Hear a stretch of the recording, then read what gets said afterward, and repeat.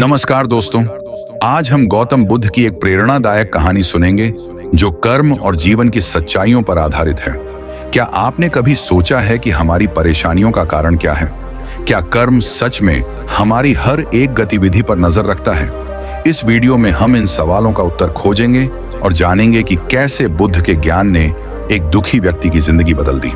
तो चलिए इस सफर की शुरुआत करते हैं और जानते हैं कि कर्म कैसे हमारे जीवन में अहम भूमिका निभाता है। वीडियो को अंत तक जरूर देखें।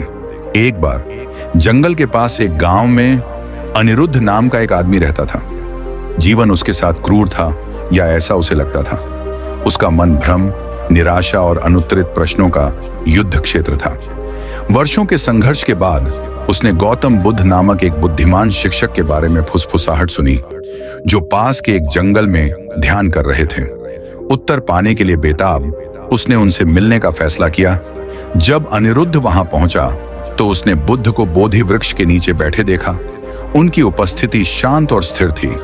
उनकी उपस्थिति मात्र से ही अनिरुद्ध को वह शांति मिल गई जो उसने पहले कभी नहीं देखी थी। कांपते कदमों से वह बुद्ध के पास पहुंचा और उनके पास बैठ गया।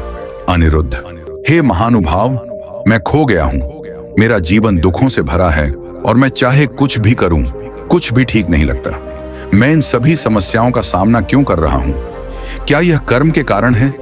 क्या कर्म हमारे द्वारा किए गए हर काम का हिसाब रखता है? बुद्ध ने धीरे से अपनी आंखें खोलीं और करुणामय मुस्कान के साथ अनिरुद्ध को देखा। वह उस व्यक्ति के दिल में उथल पुथल देख सकते थे और ठीक से जानते थे कि उसे क्या परेशान कर रहा था। बुद्ध, मुझे बताओ। अनिरुद्ध, तुम कर्म के बारे में क्या समझते हो?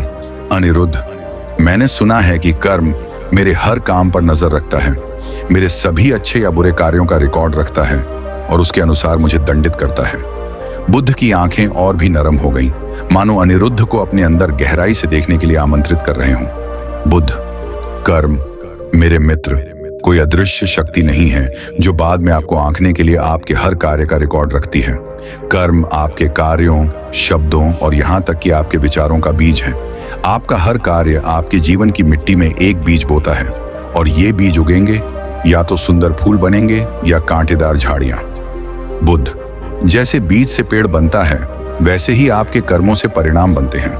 ब्रह्मांड किसी बही खाते की तरह हिसाब किताब नहीं रखता, लेकिन आपके कर्मों का परिणाम स्वाभाविक रूप से होता है, जैसे आपके द्वारा बोए गए बीज से पेड़ उगता है। अनिरुद्ध, लेकिन अगर मैं किसी ऐसी चीज के कारण पीड़ित हूं जो मैंने नहीं की, मैं दूसरों के कर्मों का भुगतान क्यों करूं? बुद्ध ने पास में शांति से बह रही नदी की ओर इशारा किया। बुद्ध, नदी यह नहीं चुनती कि उसे कहां बहना है, वह बस अपने सामने के रास्ते पर चलती है। हो सकता है कि आपका दुख हमेशा इस जीवन में किए गए कार्यों से न हो, या यहां तक कि आपके अपने कर्मों से भी न हो। कर्म इस नदी की तरह जीवन भर बह सकते हैं, लेकिन याद रखें, ये दोष के बारे में नहीं है, यह आपके द्वारा अभिले गए विकल्पों के बारे में है। आप शक्तिहीन नहीं हैं। बुद्ध की आवाज धीमी हो गई, फिर भी ज्ञान से भरी हुई। बुद्ध, सिर्फ आपके द्वारा किए गए कार्य ही नहीं, बल्कि उन कार्यों के पीछे के इरादे भी आपके भविष्य को आकार देते हैं। स्वार्थी इरादे से किया गया एक दयालु कार्य प्रेम और करुणा से किए गए कार्य से अलग फल देगा। अनिरुद्ध, तो अगर मैं चुनौतियों का सामना भी कर रहा हूं तो मुझे अपने इरादों पर कड़वाहट नहीं आने देनी चाहिए? बुद्ध, बिल्कुल। क्रोध को छोड़ दें और समझें कि आपकी वर्तमान स्थिति बस एक गुजरता हुआ बादल है। महत्वपूर्ण यह है कि आप अभी कैसे कार्य करना चुनते हैं। बुद्ध ने अपनी बात को और स्पष्ट करने के लिए एक कहानी साझा की। बुद्ध, कल्पना कीजिए कि एक तीरंदाज हर दिन अभ्यास कर रहा है, बहुत ध्यान से तीर चला रहा है। वह जितना अधिक अभ्यास करेगा उतना ही बेहतर होगा, लेकिन अगर उसका ध्यान गलत लक्ष्य पर है तो कोई भी अभ्यास उसे सफल होने में मदद नहीं करेगा। आपका मन भी वैसा ही है। आप जिस पर ध्यान केंद्रित करते हैं वही आपकी वास्तविकता बन जाती है। बुद्ध खड़े हो गए और अनिरुद्ध के कंधे पर अपना कोमल हाथ रख दिया। बुद्ध, अनिरुद्ध, दुख तो है ही, लेकिन दुख से बाहर निकलने का रास्ता भी है। वह रास्ता समझ, सही काम और करुणा से बना है।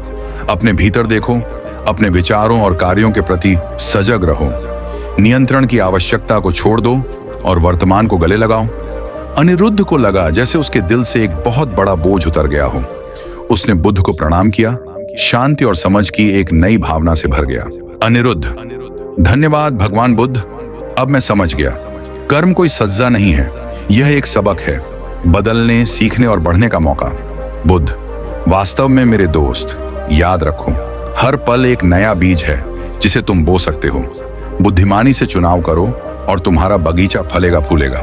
जैसे ही बुद्ध जंगल में चले गए, अनिरुद्ध स्थिर खड़ा रहा, उन्हें पेड़ों में गायब होते देख रहा था। उसका दिल हल्का हो गया था, उसका दिमाग साफ हो गया था। उसने सबसे मूल्यवान सबक सीखा था कि उसका भविष्य उसके हाथों में था, जिसे उसने आज कर्म के बीज बोने के लिए चुना था।